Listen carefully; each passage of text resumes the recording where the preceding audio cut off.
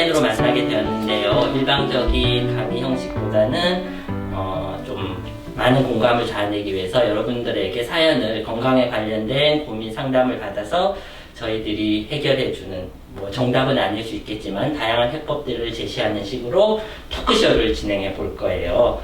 먼저 같이 진행해줄 우리 마포의료 사협 식구들을 소개해 드리겠습니다. 반갑습니다. 저는 늘 바르게 생활하고 있는 입바른 선생 사회복지사 조영실입니다.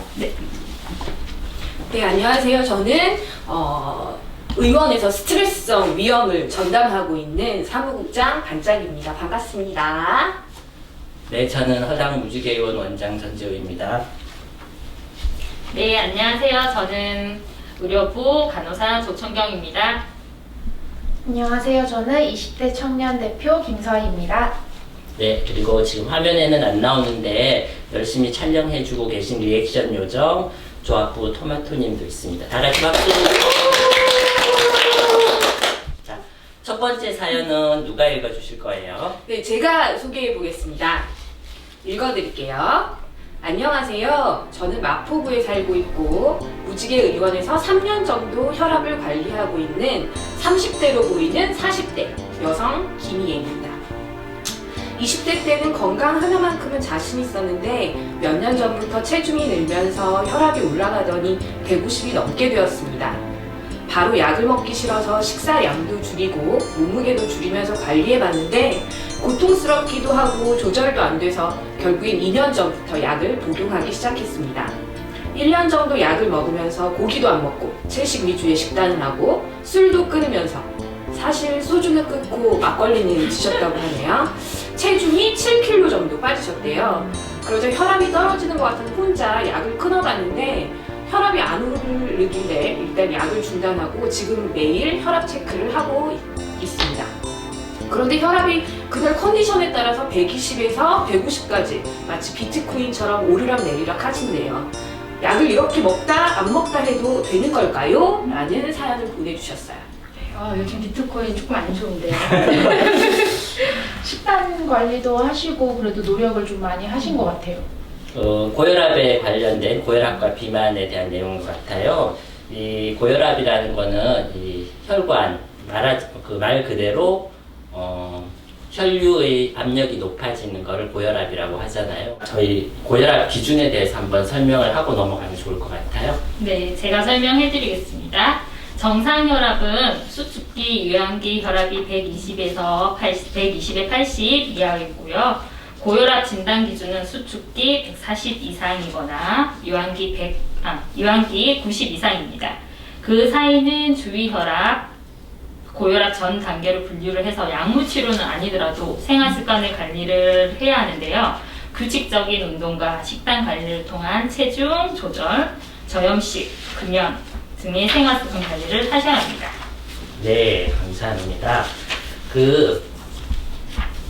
가끔 착각하시는 분들이 있는데 고혈압 기준 아까 이제 140에 90이라고 했잖아요. 그래서 둘 중에 하나라도 높으면은, 그러니까 수축기가 140보다 높거나 이완기가 90보다 높거나 둘 중에 하나라도 높으면 고혈압 기준에 해당된다는 거 기억하시면 좋을 것 같아요. 이분의 사실 사연의 핵심은 약을 끊어도 되는지 어쩐지였잖아요. 제가 진료실에 있을 때도 환자분들 그런 질문 굉장히 많이 하세요. 처음에 약 먹기 시작할 때 특히 그런 말씀을 많이 하시는데 약을 먹다가 중간에 끊어도 되는지 물어보신 혹시 알고 계신가요? 그렇죠.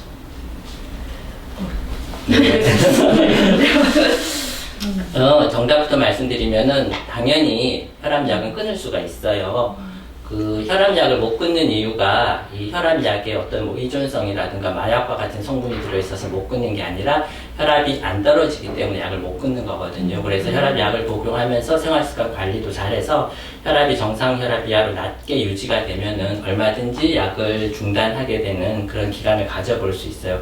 근데 다만 여기서 주의해야 될 거는 이 혈압약을 중단한다고 해서 내가 고혈압이 해방됐다고 생각하는 게 아니라 계속해서 자주 혈압을 측정해서 자기 상태를 파악하고 혹시라도 높아지면은 다시 이제 약을 복용할 수 있어야 될 것 같아요. 이분도 마찬가지일 것 같아요. 네. 이 정도면은 이분 고민은 해결되었을까요? 네.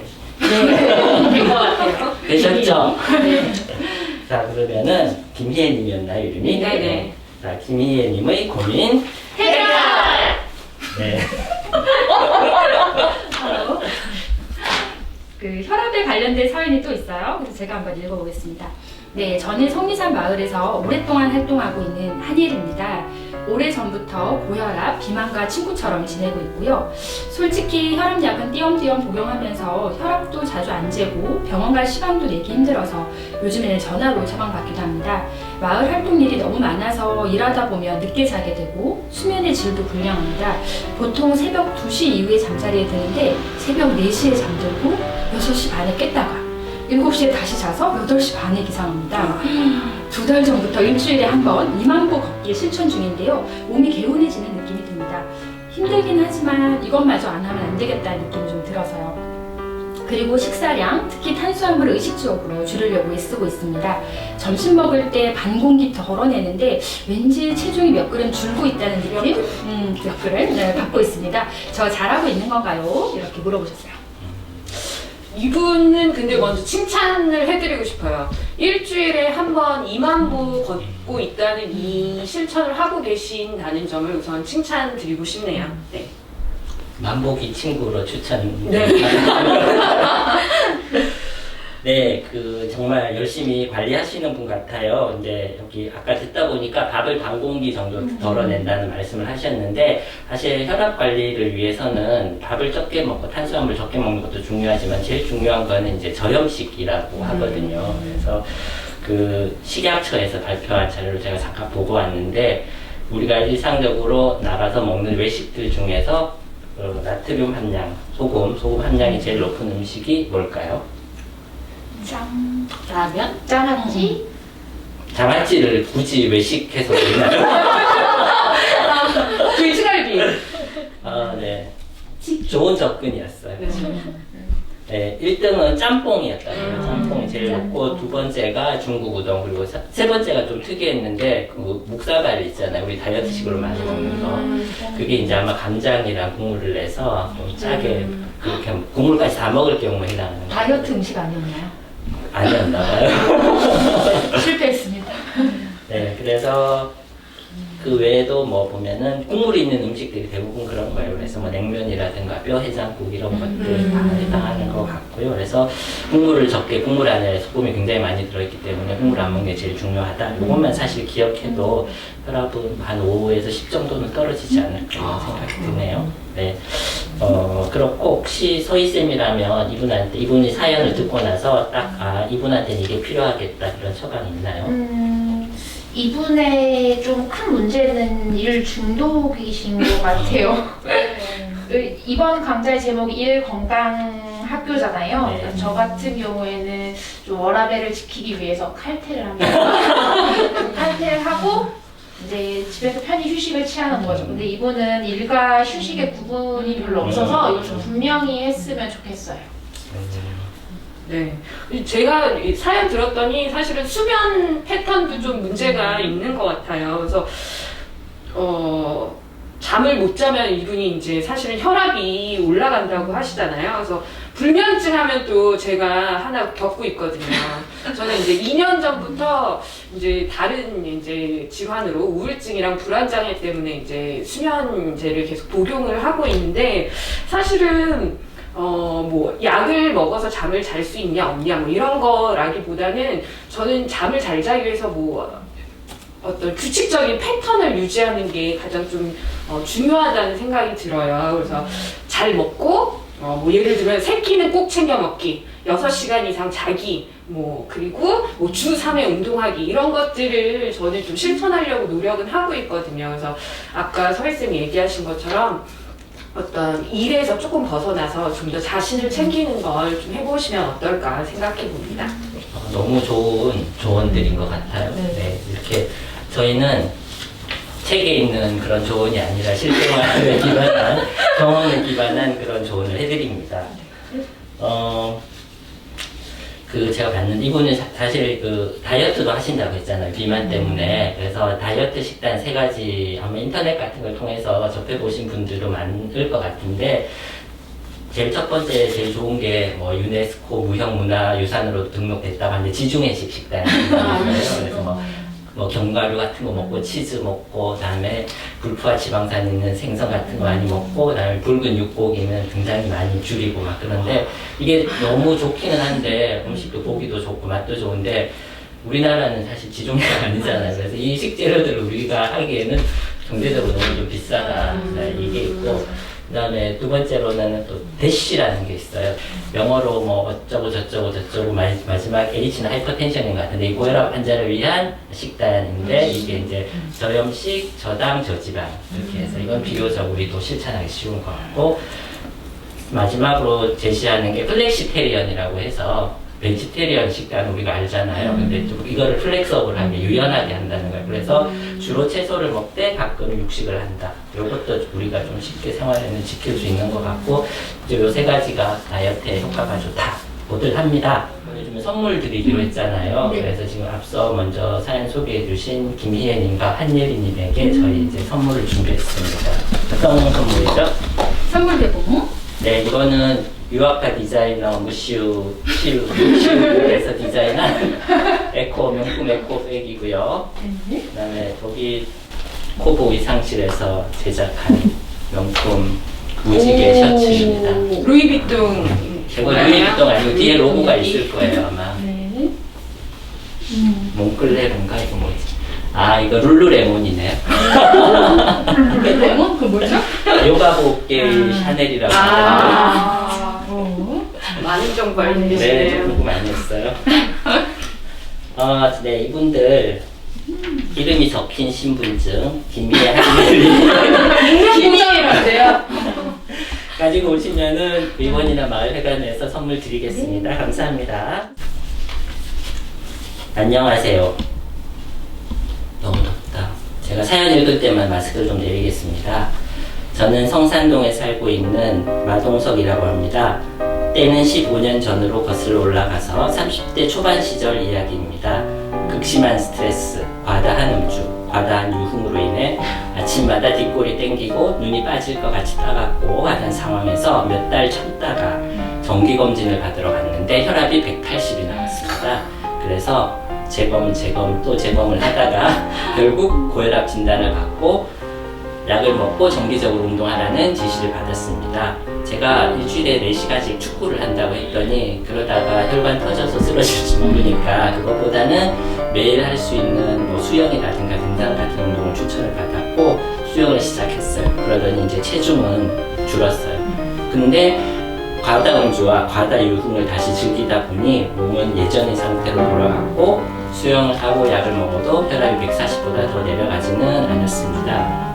그러다가 6년 전부터 오르락이라는 등산 모임에서 산행을 하게 되었고 몸 컨디션은 좋아졌는데 혈압은 떨어지지 않았고 결국 주위 사람들이 성화에 못 이겨 무지개 의원으로 갈아타 보았습니다. 말씀 되게 많으시네. 그때 고지혈증 약까지 해서 총 3알씩 처방해서 복용하고 있던 차였습니다. 이후 걷기 운동부터 다시 시작해서 마라톤 계획에 입문하게 되었고요. 3년 전에 비해 체중이 10kg 감소했습니다. 결국 고지혈증 약은 1년 만에 중단할 수 있었고 혈압약도 누알에서 한 알반 다시 하나로 감소해서 지금 평소 때도 120 후반에서 130 초반을 유지하고 있습니다. 무지개의원에서 제안해 주신 대로 매일매일 혈압 체크를 3달간 기록하면서 관리를 했는데 그 덕분에 약을 줄일 수 있었던 것 같습니다. 무지개의원에 워낙 감사드립니다. 가다 음주, 가다 유흥, 우리 동네에 많은 분들이 좀 떠오르는데요. 좀 한편의 소설 같은 네. 스토리였어요. 저희가 쓴 건 아니죠? 네. 아닙니다. 실제 있는 사연이고요. 네, 산행 모임 이야기가 잠깐 나왔는데 그게 저희 조합 소모임이거든요. 이 모임에 대해서 이런 기회에 또 소개를 하면 좋을 것 같아서 혹시 해주실까요? 네네. 제가 이제 조합 사무국장으로서 저희 조합 소모임을 좀 소개해드리려고 하는데요. 사실 건강을 유지하는 데 있어서 어떤 육체를 쓰는 어떤 소모임도 있지만 저희는 이제 정신적인 어떤 뭐 책 모임도 있고 그래요. 근데 오르락 같은 경우는 정기적으로 월 1회 등산을 하고 있는 이제 소모임이에요. 그래서 남녀노소 그리고 등산 초보자부터 굉장히 열심히 하시는 이제 열정적인 조합원들까지 월 1회 정기 산행과 번개 산행을 하고 있습니다. 그래서 근처에 있는 북한산도 가고 제주도에 있는 한라산까지 그리고 멀리 있는 에베레스트 산을 목표로 언젠가는 가자 이런 목표로 지금 산행 활행을 하고 있는데요. 저희 조합에는 오락뿐만 아니라 여러 가지 소모임을 하실 수 있어요. 그래서 건강을 챙기면서 그리고 건강한 관계를 맺으면서 어떤 활동을 하실 수 있다는 점에서 적극적으로 조합원이 되시고 그리고 조합 소모임 활동을 추천드리겠습니다. 많이 오세요. 많이 오세요. 안타깝게도 지금 코로나 때문에 저도 다른 소모임 하시는 분한테 개인적으로 들었는데 소모임 활동 못해서 너무 답답하다, 모이고 싶다 이런 말씀을 하시는데 빨리 모일 수 있는 날이 왔으면 좋겠습니다. 등산 정말 좋죠. 대표적인 유산소 운동이라서 심폐기능을 강화하는 데 굉장히 좋고 특히 또 하체 근육 단련하는 데도 좋아요. 근데 운동을 안 하던 사람이 갑자기 이제 하게 될 경우에 이제 무릎이나 발목 관절에 부상이 올 수 있기 때문에 꼭 스트레칭 열심히 하시고 너무 무겁게 하지는 마시고 가볍게 해서 등산하시면 좋을 것 같아요. 그리고 이렇게 막 한꺼번에 몰아서 한 달에 운동할 거 2박 3일 몰아서 한꺼번에 하고 이런 것보다는 이제 이렇게 만성질환 관리를 위해서는 매일 조금씩 할 수 있는 운동이 좋다고 하니까 등산은 등산대로 하시고 또 매일 할 수 있는 걷기 운동이라든가 이런 것도 조금씩 병행하시면은 도움이 될 것 같아요. 이분은 사실 고민이라기보다는 본인이 어떻게 이 자랑? 네, 그런 내용인 것 같아서 수기 극복 극복 수기를 반주? 만성성님의 고민. 해결! 네, 제 차례인 것 같습니다. 저는 젊은 분의 사연을 골라봤습니다. 안녕하세요. 저는 마포의료사협에 가입한 지 2년밖에 안 된 새내기 조합원 김수연입니다. 저는 아직 만으로 20대 후반인데요. 좀더 다시 할까? 안녕하세요. 여기 끊어가기로 했잖아요. 3개 하고. 안녕하세요. 저는 마포의료사협에 가입한 지 2년밖에 안 된 새내기 조합원 김수연입니다. 저는 아직 만으로 20대 후반인데요. 부모님들 쪽에서 혈압, 당뇨가 다 있는 데다가 벌써 성인병이 오는 것 같아서 불안한 마음에 사연을 보내봅니다. 건강검진을 받았는데 혈압이 150을 넘었고 복부 비만에다가 혈당도 높은 경계, 중성지방도 200 가까이로 나왔습니다. 당시 병원에서는 독하게 생활습관 관리를 하든가 아니면 약을 복용하라고 했는데 저는 성격이 우유부단해서 이러지도 저러지도 못하고 그냥 질질 끌려왔어요. 작년에는 제가 프리랜서로 일하고 있어서 이 일 저 일 닥치는 대로 하다 보니 먹는 것, 자는 것 전부 불규칙했고 먹고 사는 일이 더 급해서 주위의 친구들이 헬스장을 다니면서 개인 PT 받고 하는 거 부러워하면서도 건강관리는 꿈도 못 꿨습니다. 다행히 올해 마포에 계약직이지만 정기적인 일자리를 얻어서 규칙적으로 생활하고 연애도 시작하면서 체중이 좀 줄었고 요거는 임명 보장 꼭 해달라고 말씀을 하셨어요. 그러다 보니 이제 혈압은 130대로 돌아왔습니다. 이대로 건강관리를 하면 될까요? 팁 좀 알려주세요. 연애와 취직 굉장히 건강관리에 도움이 되는 방법 아니겠습니까? 이분은 나이는 젊지만은 아주 전형적인 대사증후군을 가지고 있는 것 같아요. 얘기를 들어보니까 이 대사증후군 하면은 잘 모르시는 분들도 있을 것 같으니까 우리 의원에서 가장 스마트한 청쌤이 또 다시 정의를 읊어주시겠습니다. 대사증후군은 허리 둘레, 남자는 90, 여자는 80, 그리고 중성지방 150 이상, HDL 콜레스테롤 40 이하, 여자는 50 이하, 혈압 130에 85 이상, 공복 혈당이 100 이상, 이렇게 5가지 기준 중에서 3가지 이상에 해당하면 대사증후군으로 볼 수 있습니다. 네. 그래서 보면 이 대사증후군은 뭐 혈압이나 당뇨로 가기 보통 전 단계라고 이야기를 많이 하거든요. 이제 최근 이제 미국에서 한 연구를 봤는데 그 코로나로 병원에 입원한 흑인 인구 집단을 대상으로 조사를 했는데 대사증후군인 사람이 그렇지 않은 사람에 비해서 사망률이 3배 정도 높았다 이런 얘기도 있더라고요. 물론 이게 이제 우리나라 인종이 그대로 대입해서 이야기할 수는 없겠지만 그만큼 좀 대사증후군이 중요한 건강 문제라는 걸 시사해 주는 것 같고 특히 우리나라 사람들은 대사증후군에 더 취약하다고들 하거든요. 그래서 실제로 우리 의원에서 건강검진 할 때도 보면 대사증후군에 해당하는 사람들이 꽤 있고요. 이분들은 대부분 그냥 관리를 안 하는데 몇 년 지나서 보면은 이제 결국 뭐 당뇨가 생겼다거나 이런 경우도 왕왕 있어요. 그래서 네, 그래서 건강검진이 굉장히 중요하다는 말씀을 드리고 싶은데요. 아까 말씀드린 뭐 허리둘레, 중성지방, 콜레스테롤 이런 수치들이 다 매년 국가에서 하는 국가건강검진에서 다 확인하실 수 있는 항목들이에요. 그래서 참고로 저희 무지개의원에서는 올해 4월부터 6월까지 미리 건강검진 캠페인을 하고 있습니다. 조합원이 되시거나 이렇게 해서 6월까지 검진을 예약하시고 진행을 하시면 올해 독감 예방접종의 접종 비용을 50% 할인을 해드리고요. 이 혜택은 조합원은 혼자 본인만 받으시는 게 아니라 같이 살고 계시는 가족분들도 다 해당되시는 항목이라서 미리 어떤 건강검진 하시면서 조기에 질환도 발견하고 예방도 하시면서 혜택까지 받아가시는 미리 건강검진 혜택 꼭 챙겨가시기 바랍니다. 네. 와, 역시 사무국장님 같습니다. 깨알 홍보 잘 들었고요. 그 검진할 때 보면 저 이제 예전에는 건강검진 항목의 성인들이라면 고지혈증, 뭐 콜레스테롤, 중성지방 체크하는 게 다 있었는데 이게 2년 전부터 국가에서 4년에 한 번씩 하는 걸로 뺐어요. 그래서 해당하지 않는 사람들도 많을 텐데 혹시 조금 비만이시거나 나이가 한 40대 이상 된다 그러시면은 고지혈증 수치도 체크해 보시는 게 좋아요. 제가 이렇게 가끔 검진하면서 문진 끝나고 나서 하실래 이렇게 물어보면은 굉장히 이렇게 당황하면서 딱 방어를 하세요. 저 사람이 내 주머니에서 돈을 털어가려고 약간 이런 눈빛을 막 저한테 쏘는데 그거 한다고 저희가 월급이 오르는 것도 아니고 저희 의원에 크게 도움이 되는 것보다는 본인한테 더 큰 도움이 되는 거거든요. 그래서 그거 꼭 같이 체크하면 좋을 것 같고요. 이 우리나라에서는 30대 이상 인구 10명 중에서 한 4명 정도가 실제로 고지혈증 가지고 있다고 하고 남성은 거의 5명에 가까워. 10명 중 5 정도까지 된다고들 하더라고요. 그래서 그 고지혈증 관리가 이렇게 보면은 실제로 심근경색증, 심장마비로 보통 얘기하는 이런 심근경색증을 예방하는데 가장 효과가 큰 게 고지혈증 관리다 이렇게 보통 알려져 있어요.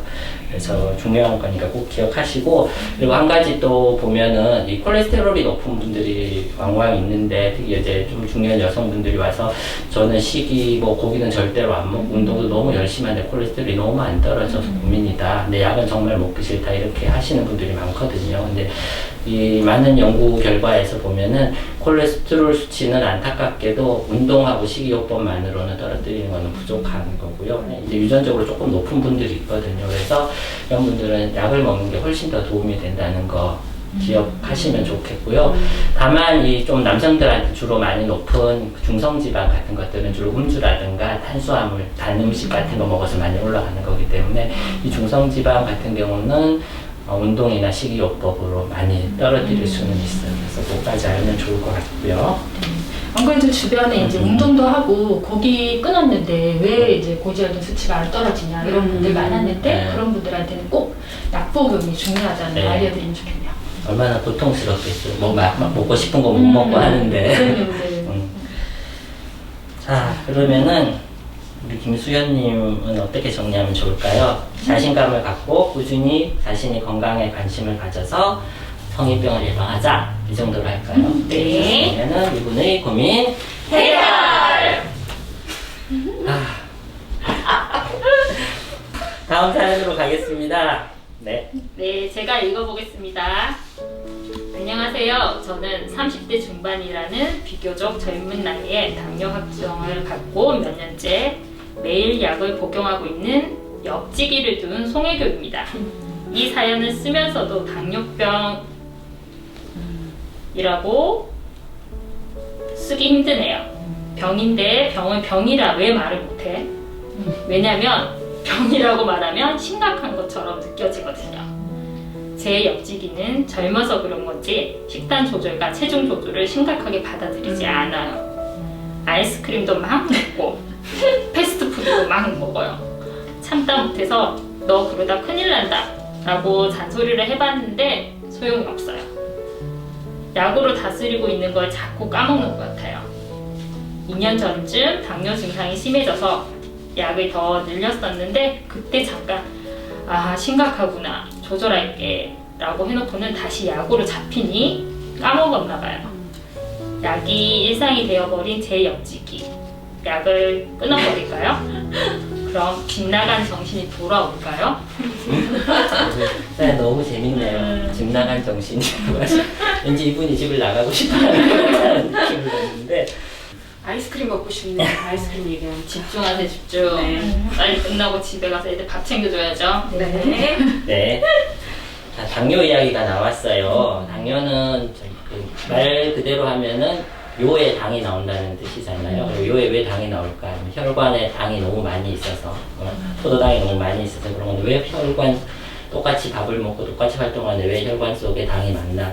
우리 몸에는 췌장이라는 기관이 있어요. 배 안쪽 깊숙한 곳에서. 거기서 소화액도 나오고, 그 다음에 인슐린이라는 굉장히 중요한 호르몬을 분비하는데 이 인슐린이 이제 몸에 들어오는 포도당들을 이제 다른 이제 주로 간이라든가 근육 이런 데로 이동시켜서 저장할 수 있게 하고 못 나오게 하고 이렇게 해서 포도당 레벨을 조절해주는 역할을 해요. 그런데 이것들이 이제 기능들이 약해져서 인슐린 저항성이라고 하는데 여러 가지 원인 때문에 그래서 이 상태를 이제 당뇨라고 하게 되는 거고 당뇨는 사실 뭐 단뇨 다음 뭐 이런 식으로 그 증상을 표현하잖아요. 몸에 이제 그 소변이 많이 빠져나가니까 계속 목이 말라서 물을 계속 먹게 되고 그다음에 몸에서 영양분을 제대로 그 사용하지 못하게 되니까 뭐 피로하기도 하고 살도 빠지기도 하고 막 그런 증상이 나타나는데 대부분은 그런 증상이 나타나는 것보다는 증상이 없이 발견되는 경우가 더 많아요. 근데 중요한 게 이제 혈관 합병증이 올 수 있어요. 그래서 뭐 큰 혈관, 작은 혈관 할 것 없이 몸에 있는 혈관에 다 합병증이 와서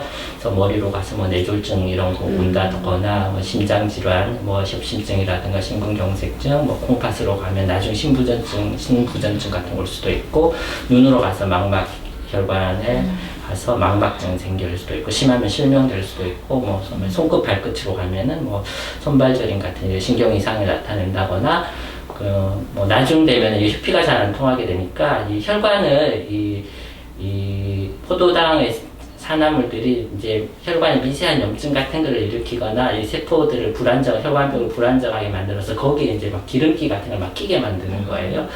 뭐 발에 막 피가 잘 안 통하게 되면은 이제 상처가 나도 잘 안 남으니까 나중에 이제 막 이제 족부 궤양 같은 게 생겨서 막 발 새카맣게 변하고 그런 경우 있잖아요. 네, 그런 것들이 이제 문제가 되는 거예요.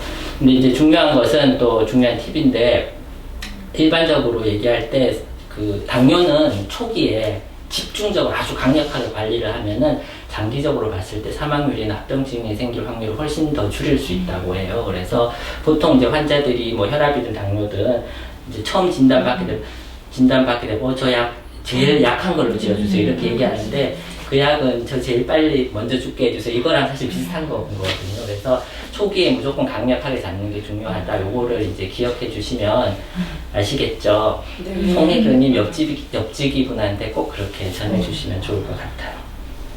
네. 그리고 제가 조사에서 정리해온 당뇨병 생활습관 교정에 대해서 읽어보겠습니다. 첫 번째, 체중 감량. 두 번째, 탄수화물 섭취는 흰 쌀밥이나 빵, 밀가루보다는 전곡이나 채소, 콩 등으로 선택을 하고요. 세 번째, 식이섬유가 많은 음식을 선택한다. 네 번째는 포화 지방산이나 트랜스 지방의 섭취를 제한하고요. 다섯 번째, 소금 섭취는 하루 5g 미만. 여섯 번째, 금주 혹은 절주. 그리고 일곱 번째는 주 3회 이상 운동을 하고요. 그리고 신장 기능에 손상이 온 경우는 고단백 섭취를 제한하시면 됩니다.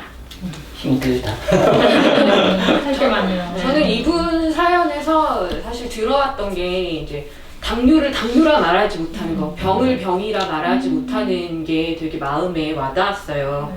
이게 사실 많은 사람들이 어떤 만성 질환에 걸렸다고 하면 아, 내가 이 병에 왜 걸렸지? 그래서 내가 관리 못해서 이런 병이 생긴 거야. 그래서 병에 걸린 건 자기 관리의 실패 혹은 사회적으로 사람들이 봤었을 때 어떤 도덕적인 실패라고 판단하니까 그런 얘기들을 더 하지 못하게 만드는 것 같아요. 그래서 그렇게 어떤 질환들에 대해서 어떤 사회적인 시선, 낙인 이런 것들이 있다는 건 거죠. 그래서 결국에는 그렇게 해서 나는 어떤 잘못된 사람이야 라고 하는 자기 부정 같은 것들이 더 사람을 아프게 만들고 그리고 위축되게 만드는 게 아닐까라는 생각이 들어요. 그래서 좀 그렇게 생각해보면 어떨까? 아프면 어때? 사실 많은 사람들이 아픔을 실생활에 느끼잖아요. 그런 병을 뭐 감기도 걸리고 뭐 당뇨도 걸리고 우울증도 걸리고 이런 것처럼 좀 아프면 아프다고 얘기할 수 있는 거. 그래서 사실은 자신의 취약함을 좀 인정하는 것, 그리고 드러내놓고 얘기하는 것. 그리고 주변의 사람들은 좀 그 취약함을 좀 받아들이고 수용하는 이런 것들을 좀 생각해보면 어떨까 해요. 그래서 아픈 사람이 말을 하고 그 말을 들어주는 그 시작이 어떤 사람들의 질병의 치료가 되는 순간, 그리고 어떤 돌봄이 시작되는 순간이 아닐까라는 생각을 해봅니다. 네. 훌륭하십니다. 감사합니다. 어디 소속이신가요? 마포구류사역 사목장입니다. 네네네. 시간이 조금 지나가는 것 같은데요. 여러분 혹시 지루하신가요? 아니요. 저기 몇 명 줄 끄고 나가는 게 보이는데. 마지막 사연은 이제 제가 읽겠습니다. 네. 저는 중장년 1인 가구 상담을 하고 있는 아유라고 합니다. 아유. 혼자 사시는 특히 중장년 남성분들은 식사 준비를 하는데 좀 익숙하지 않은 분들이 많으세요. 그래서 고혈압, 당뇨, 고지혈증 등 하나씩은 다 갖고 계시는데, 그리고 일상생활 관리, 뭐 운동이라든지 식사 이런 게 중요한데 약에 의존하시는 경우가 많아요. 그래서 약만 먹으면 뭐든지 해결된다고 생각하시고, 밥을 잘해서 드세요라고 하면 건강 보조식품 더 드시려고 하고, 술을 좀 줄이셔야 되는데 그게 안 된다 이러면서 술은 드시면서 밀크시스 없냐고 이제 그렇게 하시는 이런 경우에 좀 어떤 도움을 좀 현실적으로 저희가 드릴 수 있을지가 지금 늘 고민이에요. 네, 건강기능식품 정말 우리 많이 먹잖아요. 일단 각종 비타민부터 시작해서 뭐 유산균, 프로바이오틱스 같은 것들, 그 다음에 운동하시는 분들은 뭐 다이어트 약 같은 것들, 다이어트에 도움이 되는 건강기능식품, 그 다음에 뭐 피부 관리에 도움이 되는 건강기능식품, 뭐 또 지방 떨어뜨리는 뭐 오메가3 뭐 이런 거 저런 거 먹다 보면은 자기가 너무 약을 많이 먹는다고 생각해. 그리고 나 간이 나빠지지 않을까? 그러면 또 간을 위해서 밀크시스를 또 먹어. 이렇게 많이 먹으니까 소화가 안 되지 않을까? 그 이상의 정보를 또 먹어. 이러면서 점점 양이 이제 늘어나는 거예요. 그래서 사실 이게 저는 보면은 그 개인 건강을 위한 것보다는 시장 경쟁의 논리에서 움직이는 게 건강기능식품 시장인 것 같고, 우리가 이제 뭐 인터넷 같은 걸로 찾아보는 것들도 대부분 그런 약간 상업적인 거하고 좀 얽혀서 나타나는 경우가 많더라고요. 그리고 지금이 뭐 6.25 직후도 아니고 우리나라에서 정상적인 일상생활 하는 사람들이 영양실조 같은 거 올리는 거의 없거든요. 그래서 젊은 사람들 너무 과다 섭취하는 경향이 있다는 것들이 저는 조금, 물론 그분이 자기 돈 내고 자기 관리하는데 제가 뭐라고 할 말은 없지만은 이상하게 볼 때마다 전 돈이 아깝다는 생각이 들어서 선물로 들어온 거는 그냥 드시라고 하는데, 내 돈 내고 먹긴 좀 아깝다. 꼭 챙기고 싶으면은 그냥 여러 가지 성분 들어있는 비타민이랑 미네랄 다 들어있는 이제 종합 비타민 한 가지, 그 다음에 이제 유산균 제제 하나. 유산균 제제는 보통 뭐 프리바이오틱스, 프로바이오틱스, 포스트바이오틱스 뭐 이렇게 얘기를 하는데, 프리바이오틱스는 그 유산균이 먹이가 되는 물질들을 말하고, 프로바이오틱스는 그 유산균 자체, 포스트바이오틱스는 요즘 얘기하는데 이제 그 프로바이오틱스가 배출한 성분 중에 실제로 우리 몸에 장에 도움이 되는 것들을 이제 포스트바이오틱스라고 해서 요즘 이제 보면은 이 막 세 가지를 다 합치시는 그런 유산균 제제들도 많이 나오고 하더라고요. 그래서 또 혹했어. 네? 또 혹해가지고. 쇼핑에 그런 거 많이 나온다고 그러더라고요. 실제로 이거를 작년에 매출 1위가 락토핏인가 뭐 이런 거였다고 하고, 굉장히 유산균에 대해서 사람들이 관심이 많은데, 제가 또 최근에 학회에서 들은 건데, 이 유산균이 장에 도움이 된다는 건 누구나 이제 다 알잖아요. 이제 장뿐만이 아니라 뭐 자폐나 우울증, 조현병 같은 정신 건강에 도움이 되고, 비만에도 도움이 된다. 이런 연구가 이제 미국 같은 데서 굉장히 활발하게 이루어지고 있고 우리나라에서는 아직까지 데이터가 별로 없어서 이제 막 시작하는 단계라고 하더라고요. 어쨌든 요거는 저희 개인적인 생각이었음을 말씀드립니다. 너무 길었죠. 그래서 이런 얘기 들으면은 이제 우리 또 달려갈 거잖아요. 뭔가 좋다더라. 이러면서 그럼 선생님이 얘기했으니까 종합 비타민 하나, 저기 유산균 정도는 이제 기본적으로 먹어야겠구나라는 생각하면서 지금 카드 들고 이제 저기 앞으로 달려가실 분들 많을 텐데 사람들이 이제 보통 이제 나 어디 문제가 있는 것 같아라고 하면은 또 인터넷에서 정보를 굉장히 많이 찾아보기 마련이잖아요. 그래서 인터넷 검색하시면서 결국에는 이제 그거 따라서 이제 결제를 하실 텐데 좀 귀찮긴 하지만은 사실 상업적인 어떤 광고나 물론 광고라고 굉장히 티를 안 내죠. 하지만 사실은 스폰서를 받는 인터넷 정보들이 사실은 대부분일 거거든요. 그래서 오히려 좀 귀찮긴 하시더라도 병원이나 이런 데 오셔서 전문적으로 좀 상담을 받으시고 전문가와 그런 다음에 내 몸에 맞는 건강 상태에 맞는 것들을 좀 추천받으셔서 가기를 권장해 드립니다. 네. 그래도 인터넷을 보시겠다면 개인 블로그보다는 정부나 공공기관에서 제시한 그런 자료들을 보시는 게 훨씬 더 도움이 되실 거예요. 네. 그리고 팁 한 가지 더 드리자면, 왜 뭐 빈혈약이라, 대표적인 게 빈혈약, 그 다음에 오메가3, 밀크시슬 이런 건데, 그냥 약국에 가서 사거나 아니면은 대형 마트의 건강기능식품 코너 같은 데서 사시잖아요. 굉장히 고가고 수입품도 많고 그런데 얘네들은 사실 병원에서 처방전을 가지고 구할 수 있는 약들이에요. 훨씬 더 저렴한 가격에. 물론 그러려면은 자기 실제로 본인이 혈색소가 낮은 빈혈이 있거나 오메가3 복용이 필요할 만큼 중성지방이 높거나 간 수치가 안 좋거나 이런 경우에 해당하는 거거든요. 그래서 그런 사람들 같은 경우에는 굳이 사지 말고 병원에서 처방 받으시는 게 훨씬 더 경제적이라는 거 말씀드리고요. 자꾸 돈 얘기하는데 제가 네, 그렇습니다. 일단 병원에 오는 게 중요하겠네요. 그럼요. 어려움이 있을 때는 너무 자주 자주 오세요. 아플 때 혹시 아이유. 이분에 대해서 이분 성함이 뭐였죠? 아이유. 네, 아이유님에 대해서 또 이분이 되게 힘드실 것 같아요. 이 중장년 1인 가구 상담을 하시면은 저는 이분도 스스로를 좀 돌봤으면 좋겠다 그런 생각이 문득 드네요. 네, 저희 이제 사연은 다 바닥이 났어요. 저희가 한 500개 정도 왔는데 그중에 밤새 읽었잖아. 그래서 이제 마지막으로 오늘 저희가 유쾌한 토크쇼를 해봤는데 소감이라든가 마지막 자기만의 노하우 건강 팁 한 가지씩만 알려주고 이 시간을 마치도록 하면 어떨까요? 좋습니다. 네. 저는 이제 바르다 조선생답게 규칙적으로 먹고 싸는 거가 굉장히 중요하다고 생각합니다.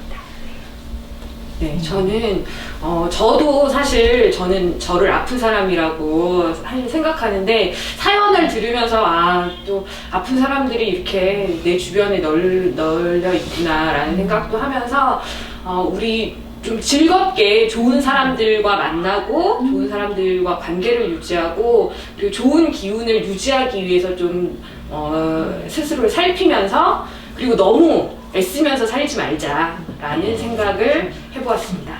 네. 네. 저는 좀 스트레스 관리를 잘하자, 많이 웃자 이런 얘기를 하고 싶고요. 이 스트레스를 참으면 사실 그때 그냥 지나가면은 본인은 잊고 넘어가는 것 같은데 실제로 이런 것들이 작은 트라우마들이 내 몸에 쌓인다고 해요. 그래서 이 어느 순간 역치를 딱 넘게 되는 순간 각종 몸 신체 증상이나 질환으로 넘어간다고 하거든요. 그래서 그때 스트레스를 푸는데 재밌는 본인만의 푸는 방법을 개발하면 좋겠어요. 사실 스트레스 받으면 먹는다, 스트레스 받으면 술 먹는다, 담배 핀다, 잔다 이건 너무 흔해 빠진 해결책이잖아. 나는 특별하고 소중하니까 좀 재밌는 스트레스 방법을 개발해서 그런 것들도 좋지만 정기적으로 건강검진을 해야 좋을 것 같아요. 네, 그럼요. 특히 미루지 말고 네. 연말은 너무 바쁘고 또 예약을 잡기도 힘드실 수도 있어요. 미리미리 건강검진 받으시면 좋을 것 같아요. 일 중독에서 좀 벗어나 나서 네네. 아까 말씀드렸다시피 워라벨처럼 내 일하는 시간과 휴식 시간과 그거를 좀 지켜가면서 휴식을 좀 더 잘 보낼 수 있게끔 본인이 생각하면서 그렇게 지냈으면 좋겠어요. 마지막으로 크게 한번 웃고 스트레스를 해소하려고 끝내는 건 어떨까요? 웃겨주세요.